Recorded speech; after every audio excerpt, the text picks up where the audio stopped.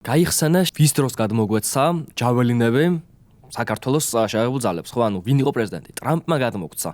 ანუ ტრამპის დროს მივიღეთ ულტრათანამედროვე ტანკსაწინააღმდეგო იარაღი და ამით გავაძლიერეთ ჩვენ ჯარი. ახლა ქართლოცნება ამბობს, რომ ომი არ უნდა, მაგრამ ტრამპი უნდა. თან მიიღო ტრამპისგან ტანკსაწინააღმდეგო რაკეტები და თან სჯერა, რომ ანუ ტრამპი, რომელიც ქარიზმატული, პრობლემური, მაგრამ ამასთანავე ინსტიტუციებზე ჩამოკიდებული პრეზიდენტის იმიჯს თამაშობდა როგორც წესი, ხო, ანუ გასაგები იქ რაღაც 1-2 შავი ხვრელი ქონდა და ეს სალაპარაკოს, მაგრამ ამ ფორმატში არა.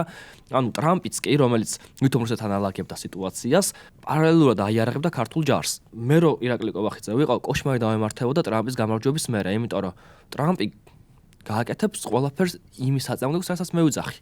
ქართველებს გადმოეცემთ პატრიოტის სისტემის საერთაშორისო რაკეტები, დიდი შანსია თუ რაღაცა აქცულებები მოხდება პირველ რიგში, ან თუ ქართულოცნება დაიხევს, ქართული ჯარი გაძლიერდება და ან ყველაფერი იქნება ისე თავისი მეგობარი აქტით და ყველაფრით, რომ ღამის კოშმარი იქნება ბიზნესმენ ივანიშვილისთვის.